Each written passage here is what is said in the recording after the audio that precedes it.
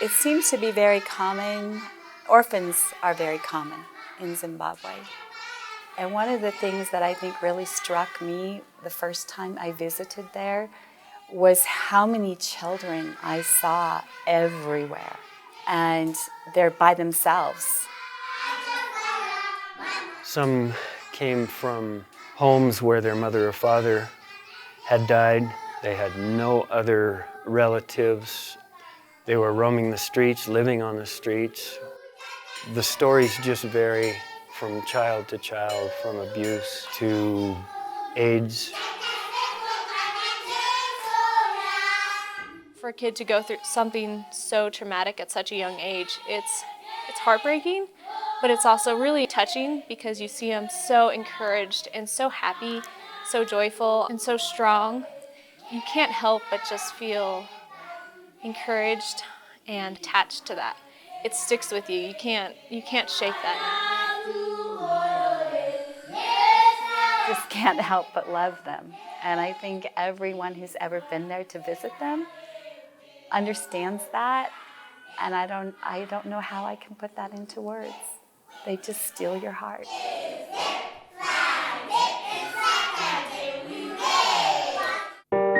2008 was a year that many investors around the world will want to forget.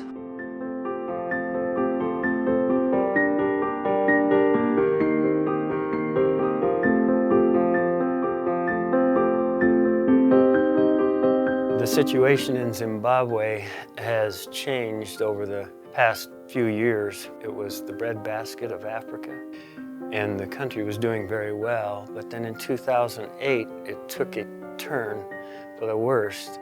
Ongoing political instability, unresolved land ownership and even climate change have crippled the country. The rate of inflation continues to skyrocket at 11.2 million%. Unemployment is reported to be about 80% of the adult population.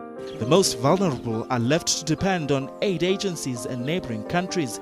In all of these things that are happening in Zimbabwe, all the bad things, unfortunately, the children are the ones that take the brunt of everything.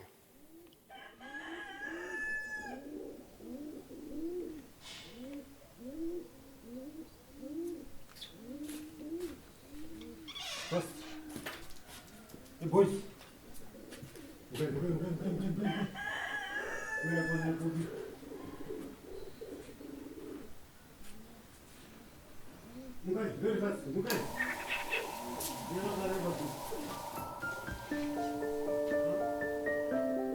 The children at the home begin their day probably like almost any other child would. They get up very early. They're up between 4:30 and 5 o'clock in the morning. They take a bath.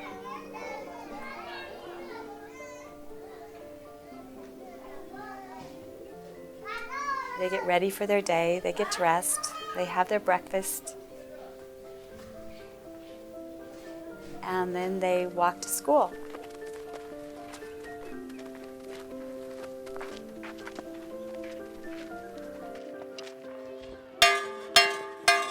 The most important value probably that we need to instill in the children is that they need an education to better themselves when they leave.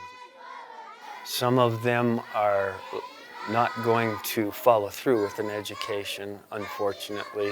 So we have to instill in them good work ethic. Just try to instill in them that we have to work as a family. They are learning how to get along with each other, to take care of others. We want them to learn how to give back to their community.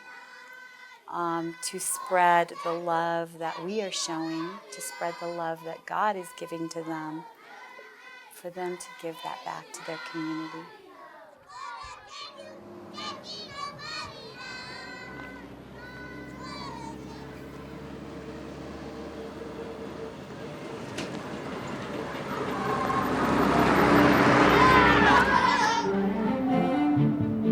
They have extracurricular activities. They have soccer games.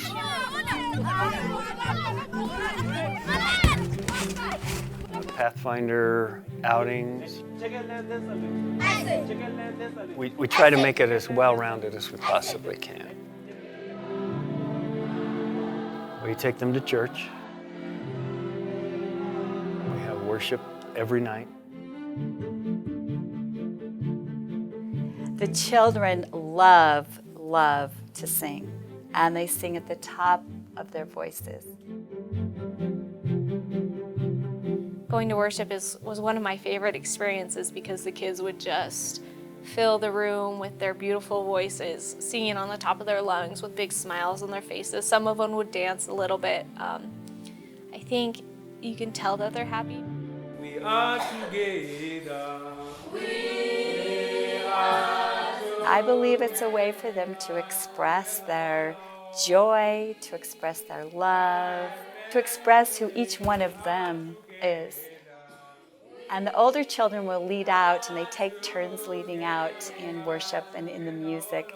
And it's really cute to see the younger ones who have watched this now for several years. They like to have their own little worship and love leading out just like the older children do.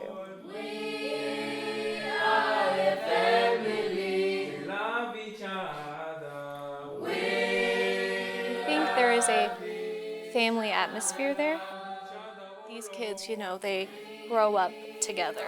They're brothers and sisters. A lot of times they call each other brother or sister even. They might not be blood related, but they are family. They eat together, they clean together, they go to school together, they sleep in the same rooms, they help each other with homework.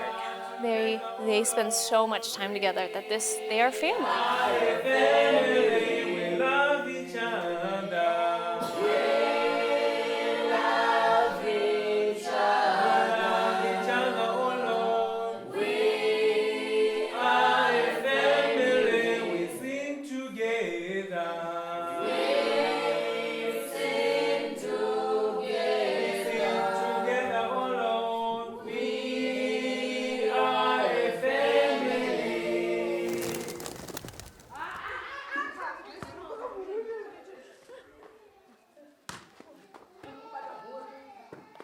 The challenges are many at Murwira, future and at the present point.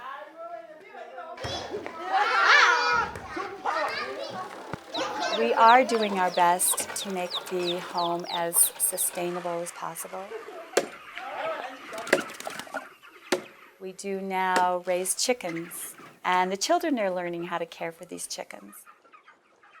We try to grow as much of our own food as we possibly can. Corn to make into maize for their sadza and for their porridge. And because we don't have a lot of water, it has made it difficult.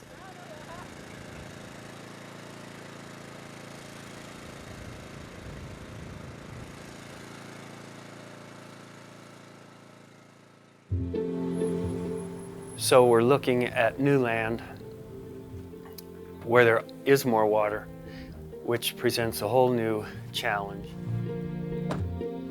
And the government is expecting us to build group homes. So we thought this is the best time. We feel that it's very important for the children to have that. I think over the past few years, there have been a lot of really positive changes. One of the big things is local leadership. We have Martin and Belinda who are leading the children's home, and they're locals, and they understand where the kids have been. The people that work there have been orphans also, so they know exactly what it's like. Each child has potential, and I think our goal is just for each of these kids to be able to be independent and be sustainable. It's amazing what these children are capable of doing. We have a few children who 3 years ago were doing very, very poorly in school. And the last couple years, because they've had Martin and Belinda and William all encouraging them. They're understanding how important that is. So some of our children who were maybe the last in their class, way behind, are up at the very top.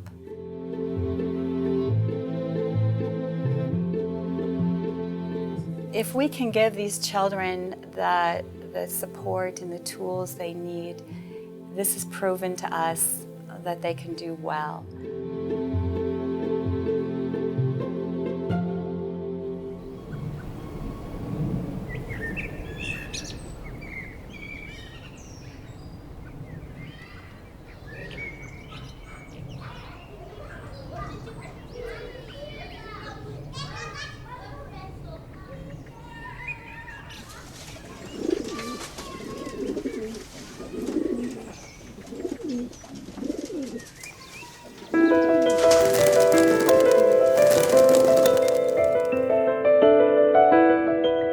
Children to me are important because children are our future. I believe that we need to be helping children all over the world. There's needs everywhere.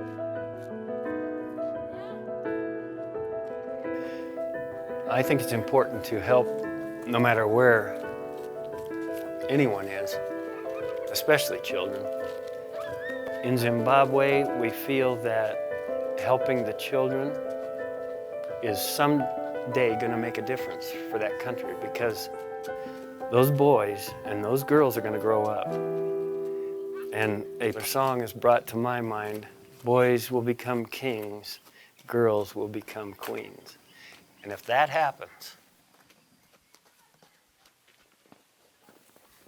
they'll change the country.